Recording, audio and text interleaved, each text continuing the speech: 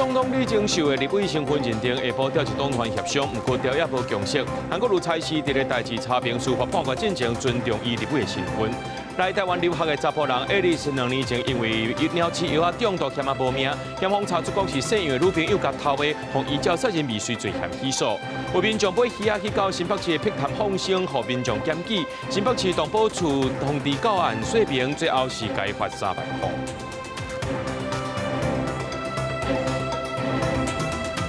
各位观众朋友，大家好，欢迎收看3月11日 AM 新闻，我是嘉豪。这立法院长韩国瑜针对着民众党李正秀的立委身份认定，下晡调集党团协商。内政部长刘世芳就表示讲，无受到李正秀所提出的放弃其他国籍的证明。那民众党团总调陈清良是强调，李正秀注销中国户籍，这文件经过着海基会认定，符合转换身份听书。最后调也无达成共识。那韩国瑜是蔡市讲，伫个代志查清楚，司法判决进程尊重李正秀立委的身份，还佫集权。民进党立委李正秀是含入国籍和户籍的证据。立法院长韩国瑜10日针对李正秀立委身份的认定，召开党团协商。内政部长刘世芳强调讲，照国际法的规定，目前无收到李正秀提出放弃其他国籍的证明。立委会主委屈水正表示，李正秀登记参选的时阵，身份转换的定数还未完成，政府照法都认定伊无符合相关参选资格。中国大陆人民不具中华民国国籍，非属中华民国国民，自不享有或负担中华民国国民的权利义务。如果参选人登记时，如果具有中国大陆人民身份，他台湾人民的身份就会有争议。不过，知影是大力挺李正秀，那也认为讲李正秀已经经过中选会审核通过，而且完成宣誓，参政权应该受到保障。并也是强调李正秀注销中国的户籍，文件经过海基会认定，符合转换身份的定数。麻烦问到问中国配偶成功放弃中国籍的。他什么时候取得了身份证，就什么时候具有所谓的公民权，就具有参政权。蔡英文总统执政的时候，从来没有问题，也没有这个争议。来到现在赖清德总统执政的时候，陆配的参政权变成了一个争议。看到调查协商已经1点钟啊嘛是无共识，韩国瑜做出裁示。相关事实查明之前，以及司法最终判决之前，有鉴于李正秀委员既完成就职宣誓，其立法委员身份及职权行使应该予以尊重。外界关注李正秀刷落来，敢会当顺利执行？因为行政院长杜英台下令，伫立委合格资格还未确认进前，各部会未提供任何资料。我会不会担心之后职权会不会受影响？不担心，不担心，谢谢。对官员若无爱接受李正秀的质询，爱安怎化解激气的局面？南委刘成雄做内政委员会调委，表态讲会保障李正秀的权利。记者综合报道。国民党今日正式提名嘉义市宜兰县和新北市的县市首长参选人，由医师洪秀良、立委吴宗宪，也个前台北市的副市长李树川来参选。外界也在关注讲这南北合的进度。民众党主席黄国昌表示讲，会分做3阶段合作的方式，一个拜六会和国民党先来召开愿景发布会。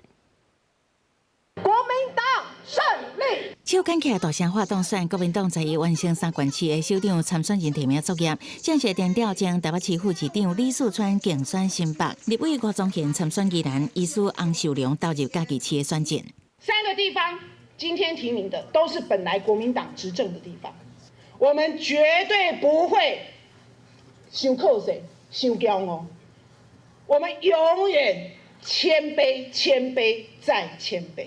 按国目前3县市拢有台南北整合，民众党伫嘉义市派前立委张启凯，由创党主席郭文铁担任竞选总干事。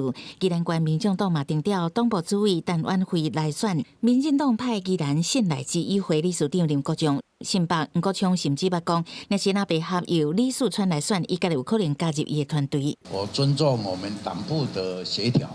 那原则上，我想蓝白如果假设这个理念是相同的，当然一定是可以作为团队的一份子。期待这一次的选举能以市政与民生为本，进行一场理性正向的君子之争。民众党表示，会透过3阶段整合，分别是提出共同政见、签署政党合作协议，也甲初上安怎推出上强的团队。14嘛，一定甲国民党召开共同愿景发布会，内容包含社会福利、居住正义、环境永续，包括 AI 产业治理。连赢伫新北市条件下是化工新北爱换人。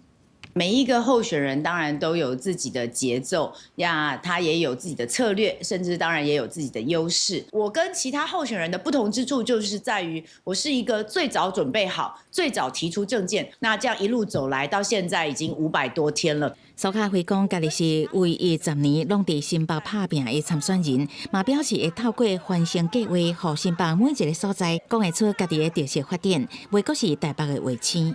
记者采访报道。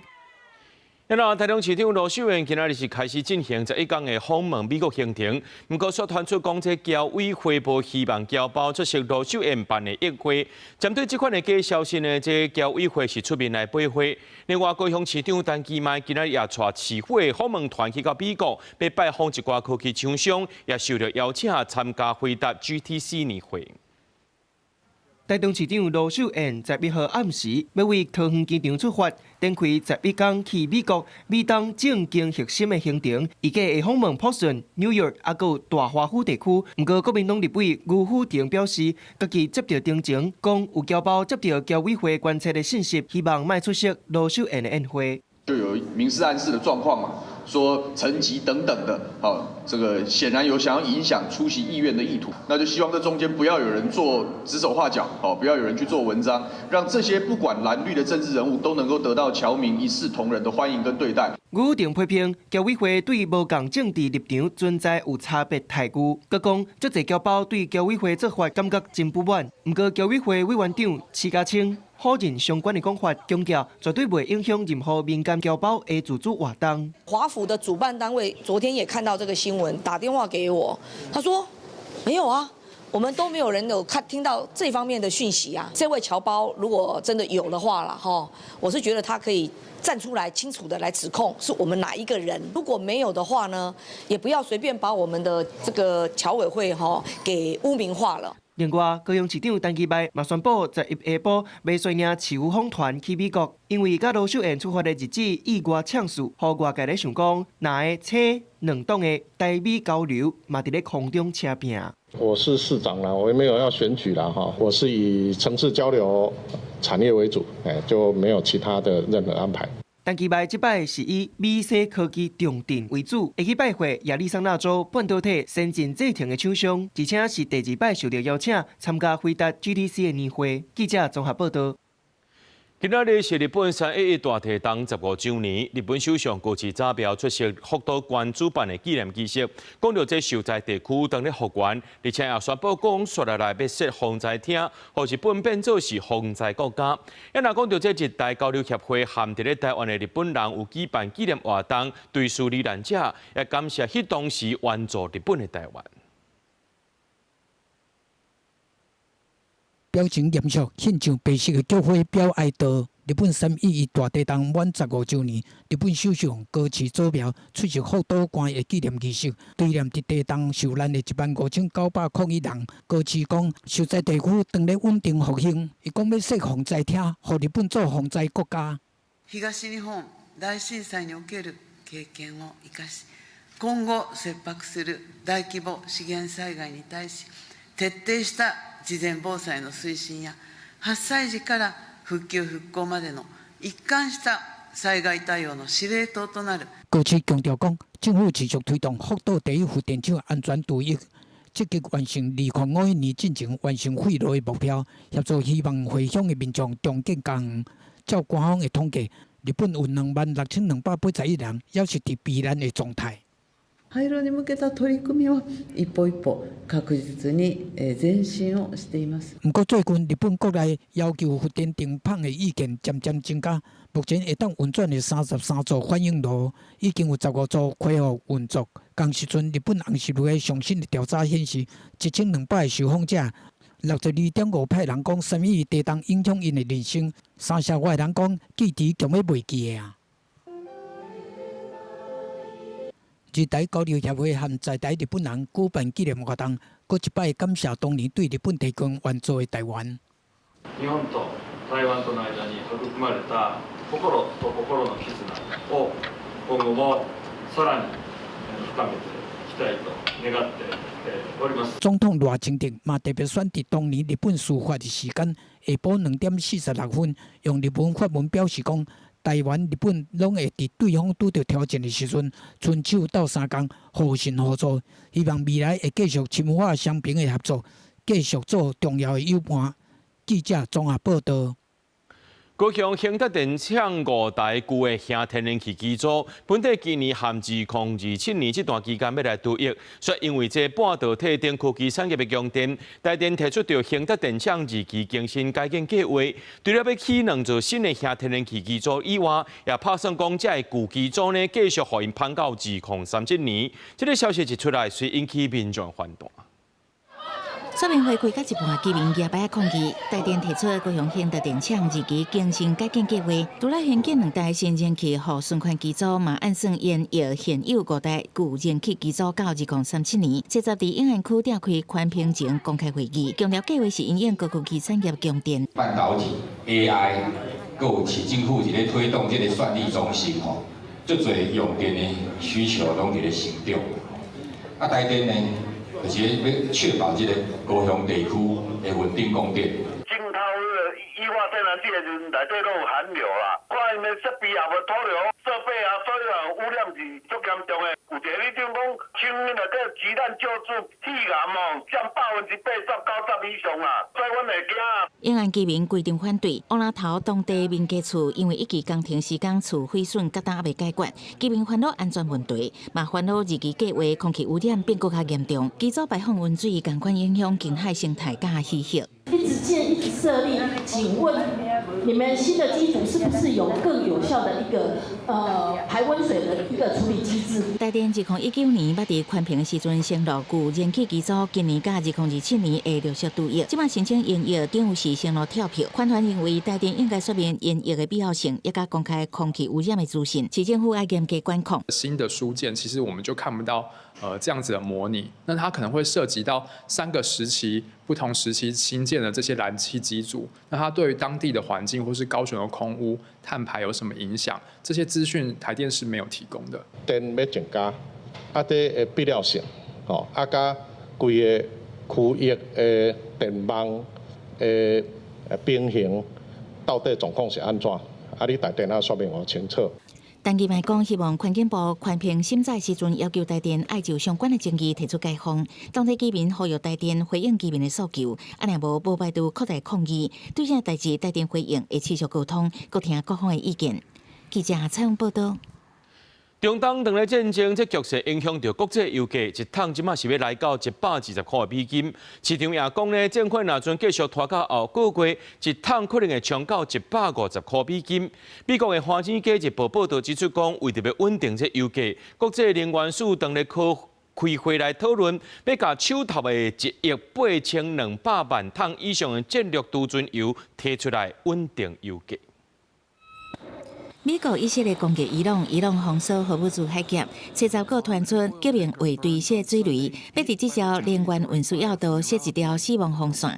產油量佔世界第一的美國，汽油價格為一個月前每加侖2.92美金，起到3.5美金；柴油為3.66美金，起到4.78美金。油價起，物價起，通膨嘛對立起，川普的施政滿意度加共和黨的支持率攏落落來。白宮發言人李維德70表示，這種油價大起只是暫時現象。佢講，美國海軍已經準備在必要的時陣，護航中東地區的油輪，通確保原油運輸安全。Once the national security objectives of Operation Epic Fury are fully achieved, Americans will see oil and gas prices drop rapidly, potentially even lower than they were prior to the start of the operation. 美国《华尔街日报》将压掉的消息，讲合作为着稳定油价，国际能源署 IEA 32个成员国在伊开会决定，是毋是要释出手头的战略储油。提议的规模超过2022年陆俄战争开战了后，分两届释出的1亿8200万桶原油。这个计划若定案，都是历史上各一届上大规模释出储备石油。另外一方面，川普政府去年以购买罗西亚石油的理由，对印度处罚加征收关税到50%。双方今年2月达成轻确协议，美方降低关税到18%，讲话印度答应无要买罗西亚石油。较无1个月时间，就因为中东战争石油正严，川普就予印度30天豁免，会当重新购买罗西亚石油。美国财长贝辛德表示，无排除进一步解除更较侪对罗西亚石油强硬的制裁。欧盟内部较亲罗西亚的匈牙利总理奥班伊切讲嘛讲，已经写批予欧盟执委会主席邦德莱恩，要求重新审议并暂停对罗西亚石油的制裁。公司新闻王慧文编译。常常听人讲，这上苍有放生之德，不过放生唔通正做杀生哦。有民众因为妈妈健康的问题，就买鱼仔去到新北市的碧潭放生，把这放生的相片打伫网络顶头，所互人检举。这新北市动保处通知当事人到案说明，主要是依照违反动保法，该罚3万块。这里是碧潭后方的渡船头，后面就是一片开放的水域。不过呢，有民众呢带着金鱼来到这边放生，说是为了妈妈的身体健康来祈福。不过这样的举动却违反了动保法，遭到开罚3万元。讲有人来这里放生，你敢有看到？问尊主伊摇头讲无看过，不过迄个民众甲放生的相片放去咧社群媒体，互其他的人通报动保处，讲有人放生外来种的金鱼。当事人的答文嘛显示讲，已经是第7摆来放生，鱼是朱文颖。动保处随通知当事人到案来说明，若要认定伊的行为是违法的。虽然当事人表示是出自于孝心为母亲祈福，但实际放生属于伤害动物的行为，依照动保法，弃养动物将处3万元罚款。朱文颖是李科属吉巴鱼，是金鱼的一种，原产地伫中国，生产力真强，定拢起来做其他鱼类的饲料。伫水族馆，伊是用称几斤几两安尼来卖。店员讲，民众若是要来放生的，大多数拢袂讲。动保团体呼吁讲，合法的放生是需要向地方政府申请，含通过审查。我们才能够避免掉把物种放在错误的地方，我们完全不知道这些物种身上它会有什么样的细菌。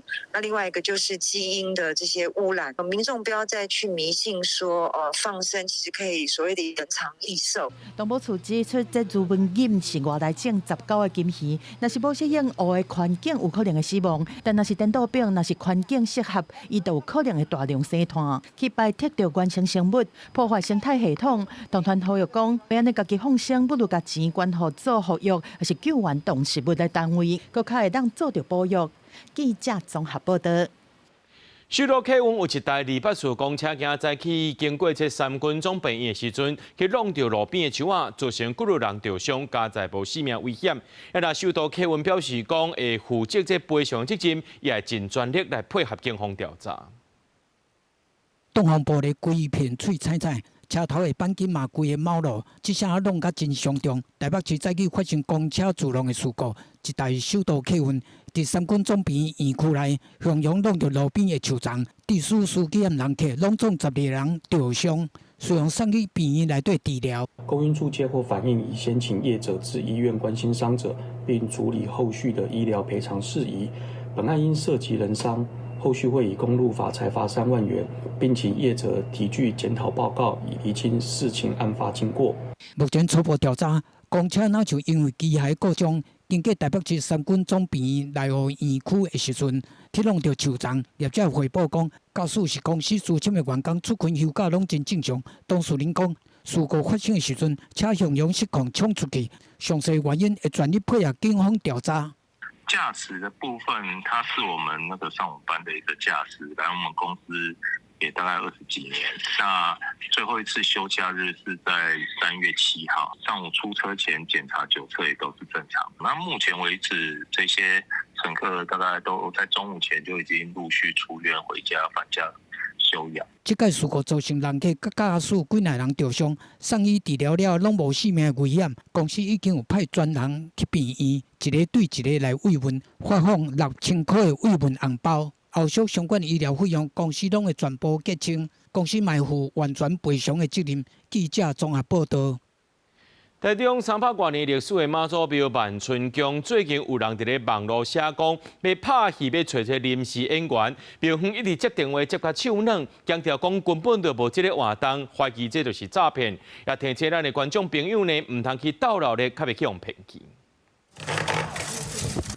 信众为签筒内抽一支签，各点一支香。伫台中市中区万春宫是旧城区的信仰中心。即阵啊，社群媒体出现一篇消息，有剧组要伫万春宫拍历史底剧，征求临时人员，下骹有附 Google 表单，要求写姓名、职业甲 LINE ID。因为现在诈骗真的太多了，我觉得事要去自己要去求证，而且就是天下没有白吃的午餐了。那这样子很不好啊，这样子不是啊。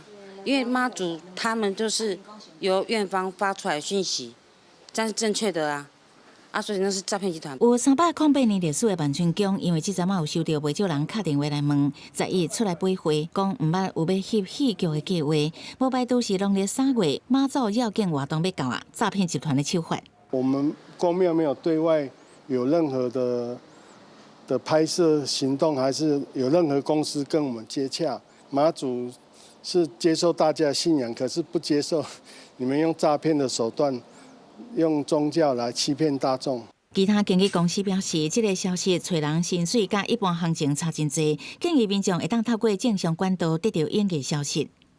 首先，它的价格就太高了，然后时数短，就找比较正派跟正统的经纪公司去做报名的动作。本分局目前尚未接获被害人报案。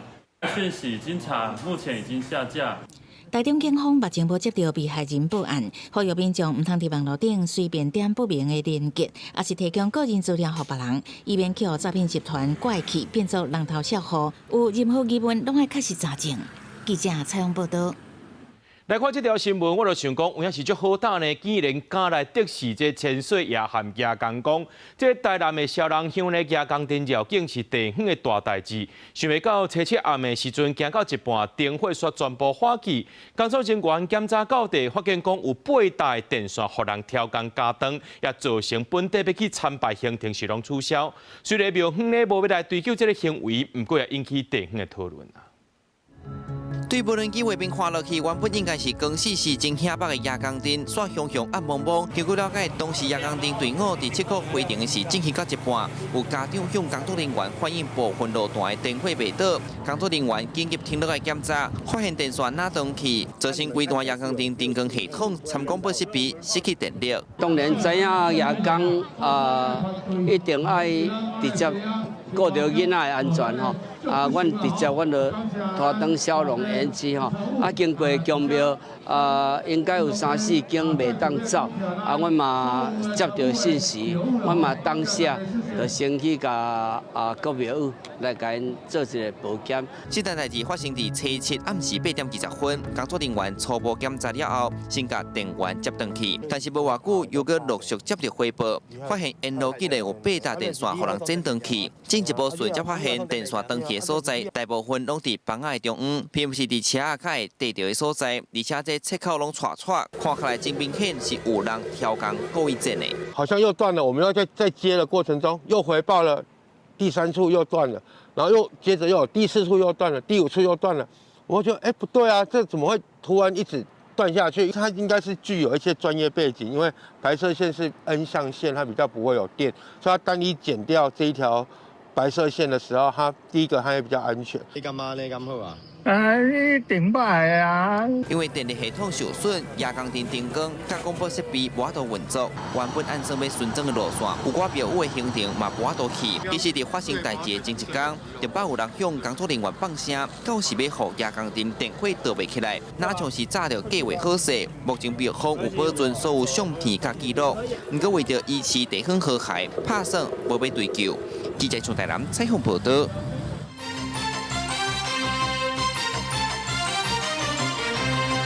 咱要知影一个观念，叫做强版的果子袂甜，强求的爱情袂圆。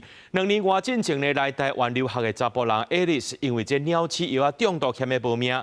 检方查出讲，这犯案是以姓杨的女性朋友，向依照杀人未遂罪嫌来起诉。那台北地方法院在今日开庭，传 Alice 和伊的爸母出庭作证。那讲到这位姓杨的女性呢，伊的前翁是英国人，也进前呢是因为这莫名原因的查无原因就来死亡，所以因为这罪证不足，落尾是无起诉处分。拿东西给你喝，是不是一点戒心都没有啊？继2年外，佫一摆来到台湾，澳洲籍个 Alex 穿贵司西装出现，这摆亲身出现伫法院，为着证明这件代志，第一摆出庭作证。要下海来留学，所差一点伫台湾无命。Alex 体内红验出鸟鼠药超级化法林。经过检方的侦办，查出伊伫台湾一个姓杨的查某的朋友，涉嫌3摆甲伊下药起诉杀人未遂。刚开始回去的时候，的确因为这个药物的反应是比较麻烦、比较严重一点。那目前来讲，应该算是蛮 OK 的啦。Alex 基本上有说在最后的时候，如果可以的话，当然希望看法官处予所谓的适当的量刑啦。那不希望这种事情再次的发生。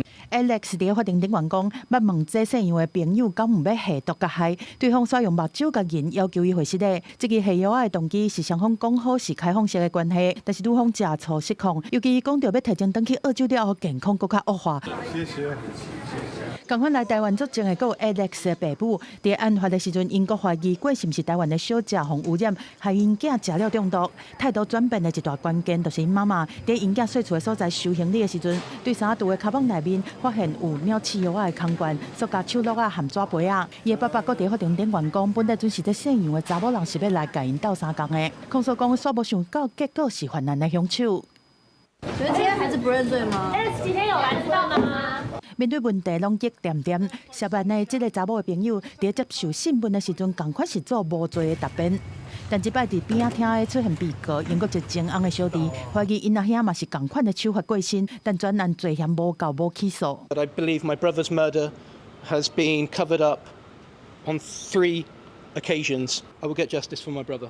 Alex 在这个案件是正在疑点，搁要引发外国媒体关注报道，到底真相是啥？接落来就等法院审理厘清。记者综合报道。这个种的唔学煞，学一寡陆续个教歹囡仔大细。最近有中国艺人呢，学社群顶悬用喙甘酒精去布这鸡卵糕顶头蜡烛火，火煞安尼引过来烧着家己，造成烧烫伤。那消防署是呼吁大家唔通乌白生火，那阵有火表演的，爱经过申请，违规者上当会当罚到15万。好看哦。手提鸡卵糕甲挂加开，喙笑目笑的伊，甲酒甘伫咧喙里，刷咧就对蜡烛甲喷落。我打只声害咯，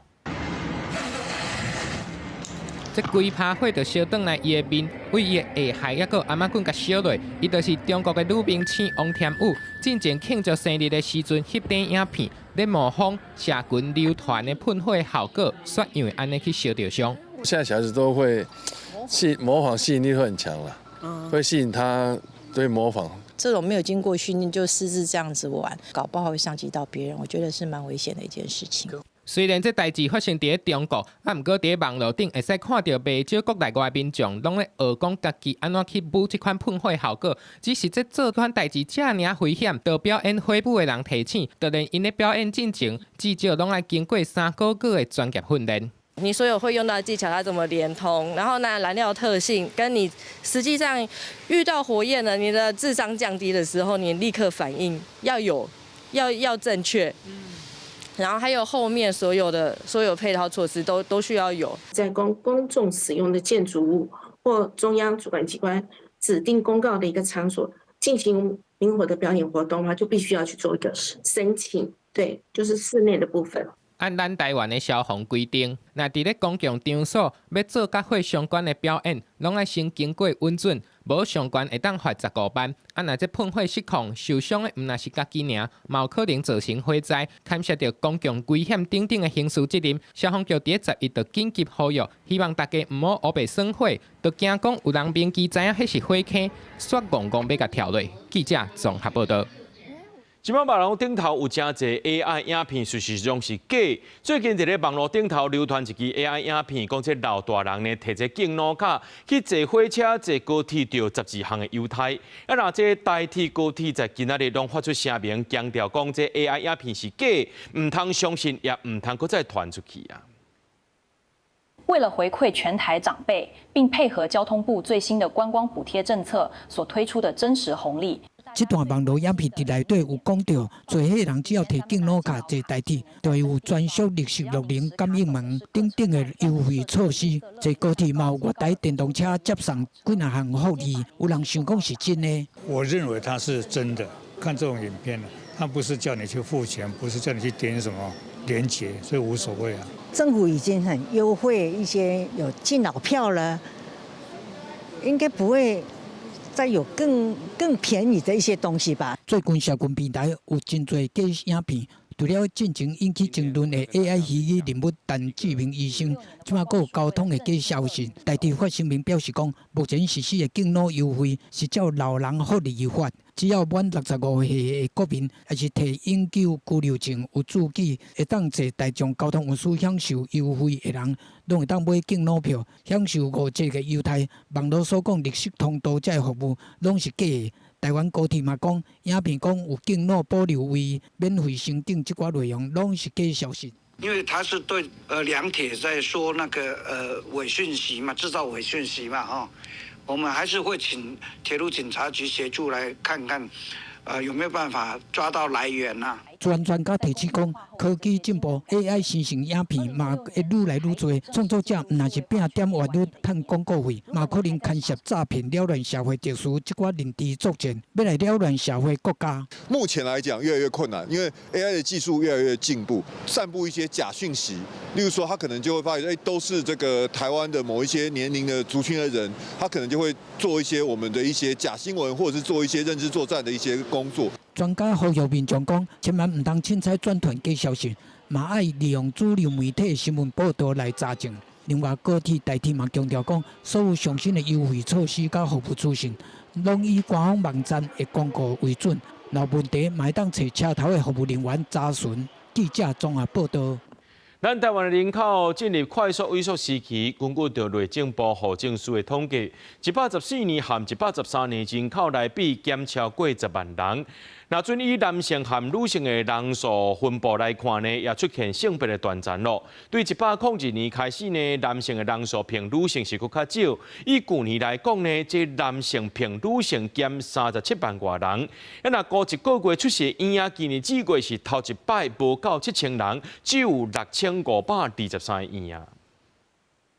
台湾的幼囝出生率按105年开始出现当年减少的情形，去年存107812个，外界惊讲今年的出生率会较无10万人。生了孩子之后，自己的时间会变少，觉得能把一个孩子养到大其实不容易。还是想生小孩，是本来就想生，但现在的环境真的是比较不容易，我觉得。要生囝超烦多，以单月出世的囡仔来看，去年每个月拢有7000人以上。不过今年2月单月出世的幼囝，说头一摆无到7000个，敢若剩6523个。可以抽税的人口就减少，所以政府的税收一定会大幅下降。第二个是所有的社会保险、劳保、全民健康保险，因为都是依赖现在有薪水收入的人，他们缴的保险费才能成立的。民间团体认为，生育率低，那会冲击到劳动市场，地处恰无人，嘛有台湾的人口变少。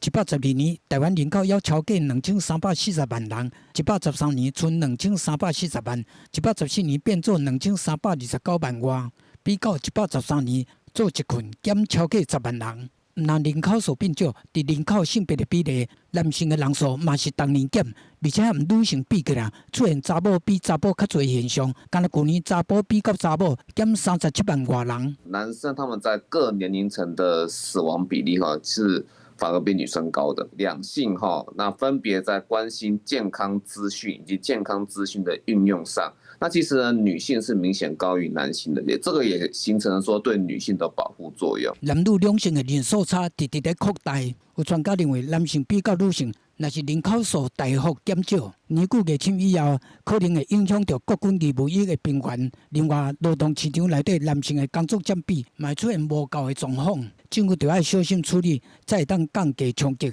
记者综合报道。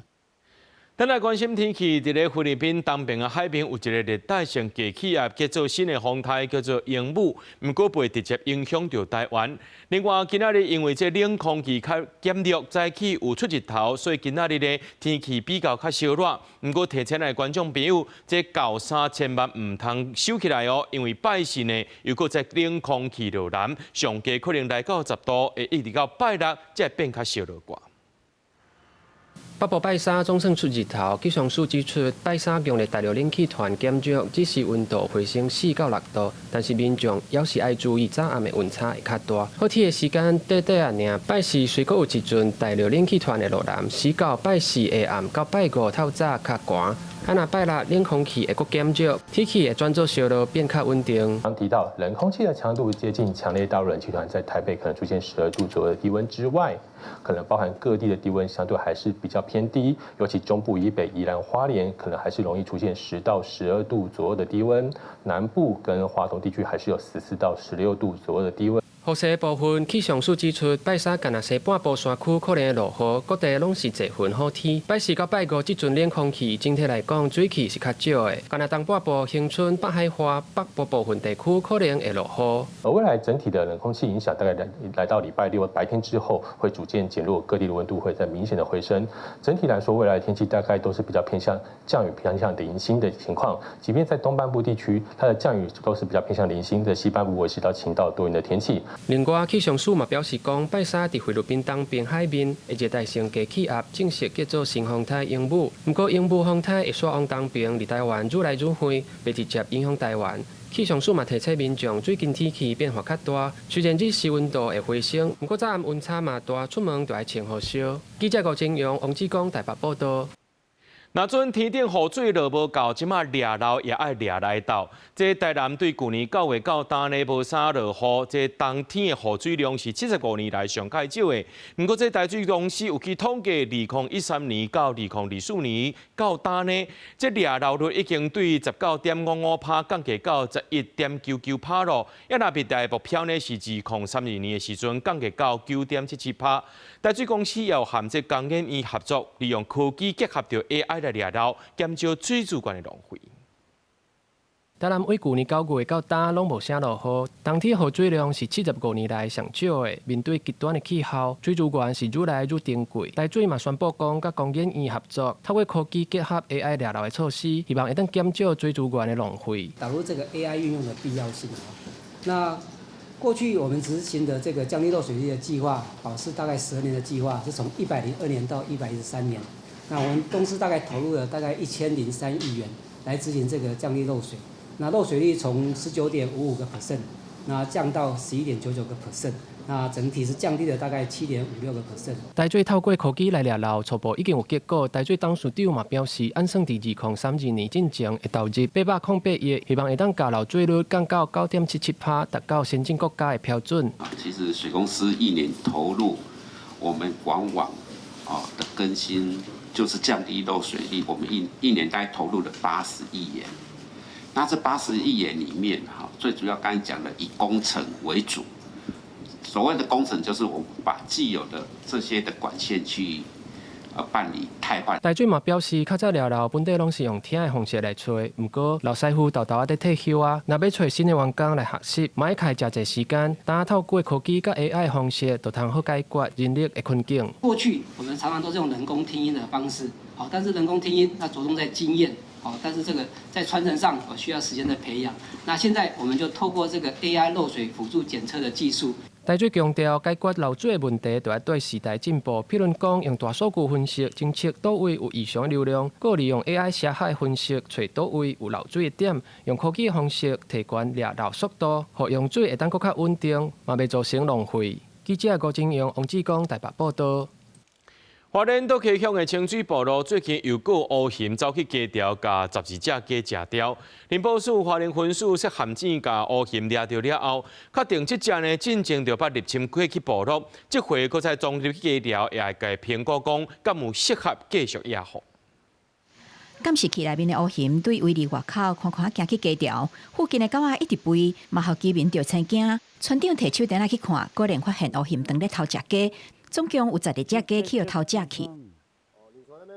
我一照的时候，哇，熊就在这个里面，我就马上通报玉里工作站。后来他们又再加强放那个陷阱，然后第2天就被夹到了。这件乌熊侵入的事件是对测试开始，民众通报了后，林保署就伫附近加监视器、加陷阱。找到透早成功抓到了后，发现这只伫去年10月就捌走入去共一个部落，迄阵是甲抓去中平林道野放，想袂到佫走倒来找食的。这个黑熊其实确实它因为是再次滋扰，那现在的状况是到野湾进行它的一个健康检查，然后长期做一些观察哦。那现在它因为是一个成年的公熊，可能会再重新评估一个野放地点，让它不会再一次的再这么进入到我们的部落。林保署强调，这只乌熊大约15岁，体重敢若70公斤，精神甲体型状况拢无啥好，是毋是会当搁野放，还搁需要评估。这届乌熊侵了造成的鸡仔甲围篱的损失，拢会专业补偿，搁要发通报监测的奖励金。呼吁民众若发现乌熊，一定爱随通报，千万毋茫想讲要家己抓。记者综合报道。台南有民众伫网络打文讲去到黄昏市爱大头买胡椒鸡汤，食到一半发现讲食到到底毋是白菜，竟然是卫生纸，惊一个强要冰白。今仔日咧台南市卫生局也去到东树店去稽查，另外高雄也有这民众去便当店包便当回来，说食到家蛇。这卫生局去稽查，虽然是无发现到家蛇，不过东树店家也承认讲，确实受这件代志，卫生局也依法该处罚。用汤匙甲鸡汤内底料卡起来，看起来哪像是白菜物件，食入去喙才知原来是卫生纸。台南有民众去黄昏市爱大头买鸡汤，食到一半才发现内底有卫生纸，向店家反映嘛无得到满意的答复。民众的答问伫网络随引起讨论。民众认为，这么大张的卫生纸，落入去鸡汤内底拢无人发现，确实有淡薄含。是蛮夸张，而且也蛮大片的。但是我觉得，因为它是回家之后才打开，所以到底是不是店家放了，会有一些就是过程就不太清楚，因为店也说没有监视器嘛。台南市卫生局11下晡也来到大头稽查，结果拢有符合规定，干那粪扫桶无砍挂爱改善。东树店家强调，家己家注重食食的卫生，绝对不可能有卫生纸落入去鸡汤内底，阁袂互人客。我的东西1点半煮到晚上6点半，我想问大家有知识的，这种卫生纸会不溶解在水中吗？不可能吧。第二点是，我是厂商，我有可能把卫生纸直接丢进我的碗里面卖给消费者吗？因为无法度证实卫生纸是对当归大家，店家甲民众各求讲法，不止个店家路尾也退钱给当事者，毋望代志都安尼收煞。另外，高雄这边也有民众去包便当回来，接吻2喙就看到卤肉内底有一只家蛇。高雄市卫生局前往稽查，虽然无发现家蛇，不过店家承认有这件代志，卫生局会依法裁处。冷冻库无温度记录，部分食材未覆盖其离地放置，未设置清洁用品专区，未设置员工专区等缺失，勒令业者限期改善。高雄市卫生局表示，食品的安全卫生未当退让，业者若是无改善，按照食安法会当罚6万以上2亿以下的罚款。记者李新武、柯家族、柯超勇综合报道。来看这条新闻，毋是即马才有哦，是我细汉时啊就捌发生过啊。有不少人会专工去到北港朝天宫拜妈祖，毋过附近停车位是真歹找。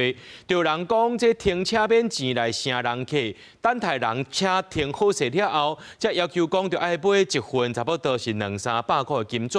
北港分局表示讲会加强管制，掠违规停车，还有招人客行为。开车来到北港朝天宫附近，会当看到4口位啊，拢有拜拜停车免费的看板。不过民众反映，虽然讲是免费停车，不过车停好了后，店头家却要求爱买一份200-300的金纸，感觉无啥好。停车是爱买金纸啊？嘿，停车无收费。停车无收费？金纸偌济？金纸偌济？200安尼呀？无一定啦，迄位嘛无买啦。有诶嘛无买呀？不是很好啊。对，因为有种强迫的感觉的。北港分局表示，统计今年2月期间，北港调停宫附近道路违规停车开单有101件，违规救人客16件，甲去年同时间比起来，违规停车增加70件，违规救客增加8件。后续会加强处理违规停车甲救客。在此呼吁周边的商家勿占用道路揽客，影响交通。违反者依《道路交通管理处罚条例》第81条之1条规定，在车站交通盘查处所违规揽客并妨害交通者可处1500元以上3000元以下罚款。北港分局强调，接落来因为农历3月是进香的大月，北港地区的人阵甲车辆会一直增加。即马开始到5月16日，会规划清道专案来加强北港调停宫4个位的交通秩序，重点处理违规停车甲违规叫人客的情形，呼吁民众多多使用北港镇公所规划的公有停车场，维护交通的顺序。记者综合报道。已经学者洪伟林老师虽然已经退休今年80岁，伊依然坚持世界去做电影调查、收集资料。伊伫咧去年有搁再出新册《台湾西部方言地图集》。洪伟林老师伫咧语言学、地理学有正重要的贡献，今仔日也受到邀请去到台师大演讲。伊也希望互学生知影讲，透过语言分布地图，了解到台湾语言自南岛语、台语和近代华语等等这语言，这之间的接触也搁竞争。咱台湾一批批仔囝尔，就变到20-30种的这个做语种吼。今年80岁的语言学者洪伟仁老师有关将有热情甲学生分享语言学的知识。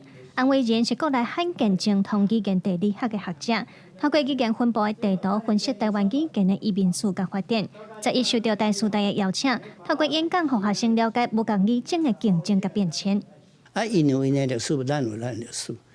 足侪人都干来讲台语毋是闽南语，台语安怎怎咱甲因无共款，无共款，你对伊也毋知影。我即马出这2本册是，伊就靠海经济，知讲咱是安怎变的，咱安怎再甲伊无共款。演讲现场坐甲满满，有地理系研究生分享讲，家己是自从做台湾地名研究以后，才发现其实真侪地名拢甲台湾语言有关系，嘛因为安尼引起伊对语言的兴趣。一个地名伊用的音是转音还是重音，就会当互咱看出来，迄住伫这个所在的人到底是为倒位来，到底是倒位的人。研究台湾，因为真早。阮咧地理迄都注意到这族群啦吼，洪老师其实是有来阮遮演讲2-3遍啦。阮的学生自然还是讲老师，自然就会知影讲哦，这个学者吼，伊会当提供阮地理系一寡迄个启发嘛吼。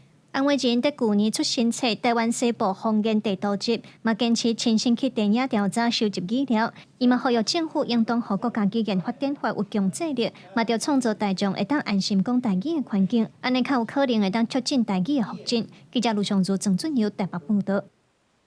2005年3月14日，中国通过反分裂国家法，讲台湾是中国一部分。继当年呢，咱台湾就甲3月14日列做是反侵略日，提醒民众就爱会记咧中国的威胁。今仔日呢，今年呢是这反侵略20周年，民间团体要举办头一届的台湾反侵略日歌唱节，希望透过无共时代歌曲来提升台湾的民族意识。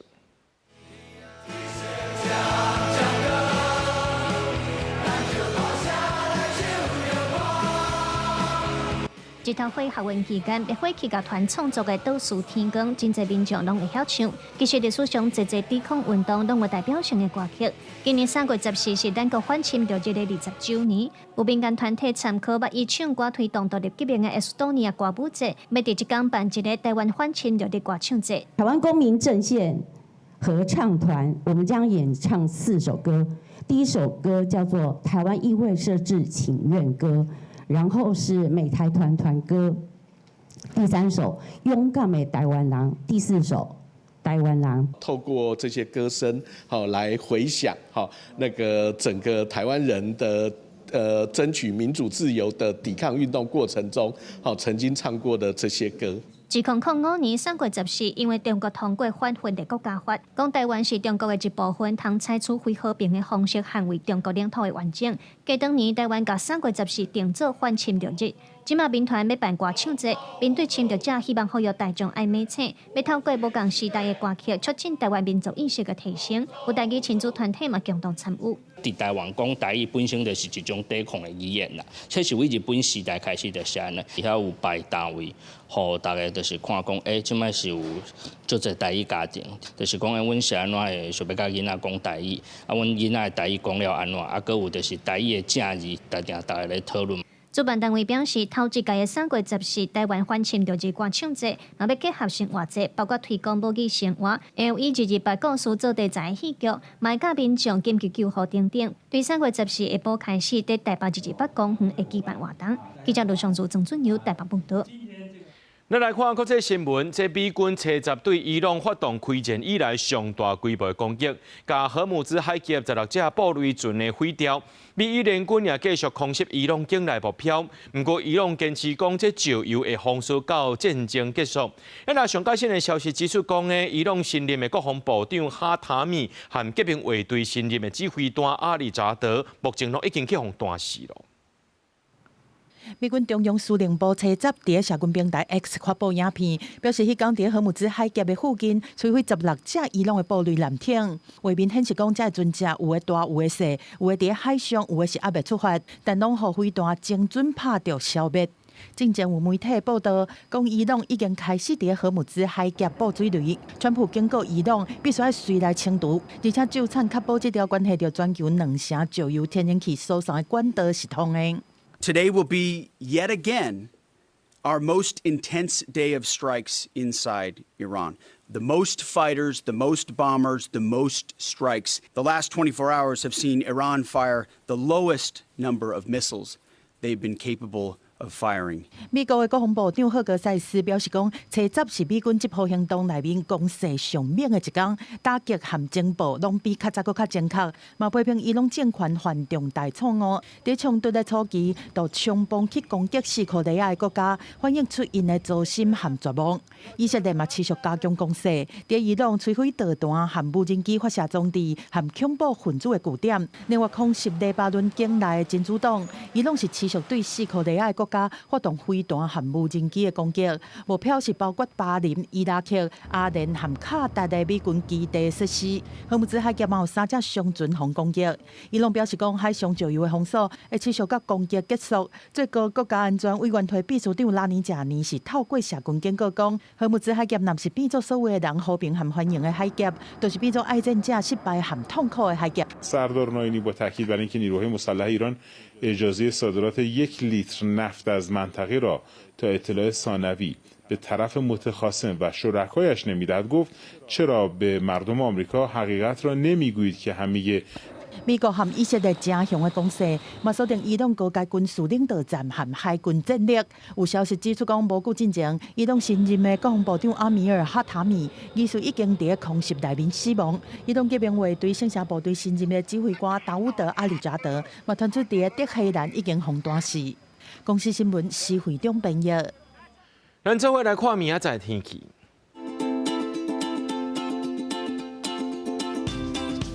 基隆台北通新潮对12度到19度，苗栗台中彰化南投云林对11度到23度，嘉义台南高雄屏东对11度到29度，宜兰花莲台东对13度到23度。平湖金门马祖对11度到19度。新闻最后，感谢各位观众朋友收看今日暗新闻，我是嘉豪，明仔载暗时7点咱再相会。